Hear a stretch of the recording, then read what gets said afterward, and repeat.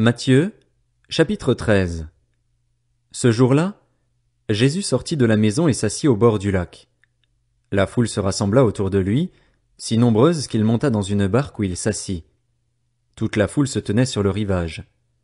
Il leur parla en parabole sur beaucoup de choses. Il dit, un semeur sortit pour semer. Comme il semait, une partie de la semence tomba le long du chemin. Les oiseaux vinrent et la mangèrent. Une autre partie tomba dans un sol pierreux où elle n'avait pas beaucoup de terre.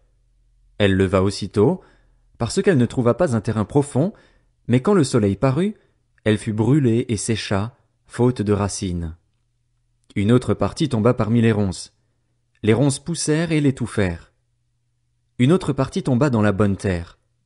Elle donna du fruit avec un rapport de 100, 60 ou 30 pour un. Que celui qui a des oreilles, pour entendre, entende. Les disciples s'approchèrent et lui dirent, « Pourquoi leur parles-tu en parabole ?» Jésus leur répondit, « Parce qu'il vous a été donné, à vous, de connaître les mystères du royaume des cieux, mais qu'à eux cela n'a pas été donné. En effet, on donnera à celui qui a, et il sera dans l'abondance, mais à celui qui n'a pas on enlèvera même ce qu'il a. C'est pourquoi je leur parle en parabole, parce qu'en voyant ils ne voient pas, et qu'en entendant ils n'entendent pas et ne comprennent pas. Pour eux s'accomplit cette prophétie d'Ésaïe. Vous aurez beau entendre, vous ne comprendrez pas, vous aurez beau regarder, vous ne verrez pas. En effet, le cœur de ce peuple est devenu insensible. Ils se sont bouchés les oreilles et ils ont fermé les yeux de peur que leurs yeux ne voient, que leurs oreilles n'entendent, que leur cœur ne comprenne, qu'ils ne se convertissent et que je ne les guérisse. Mais heureux sont vos yeux parce qu'ils voient, et vos oreilles parce qu'elles entendent. Je vous le dis en vérité, beaucoup de prophètes et de justes ont désiré voir ce que vous voyez et ne l'ont pas vu, entendre ce que vous entendez et ne l'ont pas entendu. Vous donc, écoutez ce que signifie la parabole du semeur. Lorsqu'un homme entend la parole du royaume et ne la comprend pas, le mauvais vient et enlève ce qui a été semé dans son cœur. Cet homme est celui qui a reçu la semence le long du chemin. Celui qui a reçu la semence dans le sol pierreux, c'est celui qui entend la parole et l'accepte aussitôt avec joie. Mais il n'a pas de racine en lui-même. Il est l'homme d'un moment et, dès que surviennent les difficultés ou la persécution à cause de la parole, il trébuche.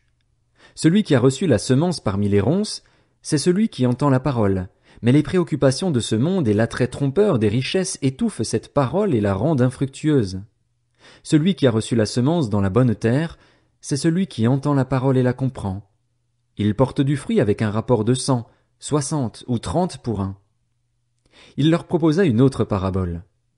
Le royaume des cieux ressemble à un homme qui avait semé une bonne semence dans son champ. Mais, pendant que les gens dormaient, son ennemi vint, sema de la mauvaise herbe parmi le blé et s'en alla. Lorsque le blé eut poussé et donné du fruit, la mauvaise herbe apparut aussi. Les serviteurs du maître de la maison vinrent lui dire, « Seigneur, n'as-tu pas semé une bonne semence dans ton champ? Comment se fait-il donc qu'il y ait de la mauvaise herbe ?» Il leur répondit, « C'est un ennemi qui a fait cela. » Les serviteurs lui dirent, « Veux-tu que nous allions l'arracher ?» Non, dit-il, de peur qu'en arrachant la mauvaise herbe, vous ne déraciniez en même temps le blé. Laissez l'un et l'autre pousser ensemble jusqu'à la moisson et, au moment de la moisson, je dirai au moissonneur, arrachez d'abord la mauvaise herbe et liez-la en gerbe pour la brûler, mais amassez le blé dans mon grenier. Il leur proposa une autre parabole.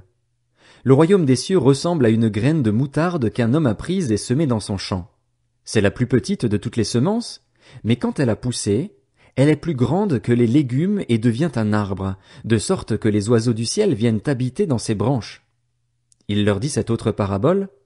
Le royaume des cieux ressemble à du levain qu'une femme a pris et mis dans 3 mesures de farine pour faire lever toute la pâte. Jésus dit toutes ces choses en parabole à la foule, et il ne lui parlait pas sans parabole afin que s'accomplisse ce que le prophète avait annoncé. J'ouvrirai ma bouche pour parler en parabole, je proclamerai des choses cachées depuis la création du monde. Alors Jésus renvoya la foule et entra dans la maison. Ses disciples s'approchèrent de lui en disant, « Explique-nous la parabole de la mauvaise herbe dans le champ. » Il leur répondit, « Celui qui sème la bonne semence, c'est le Fils de l'homme. Le champ, c'est le monde. La bonne semence, ce sont les enfants du royaume. La mauvaise herbe, ce sont les enfants du mal. L'ennemi qui l'a semé, c'est le diable. La moisson, c'est la fin du monde. Les moissonneurs, ce sont les anges.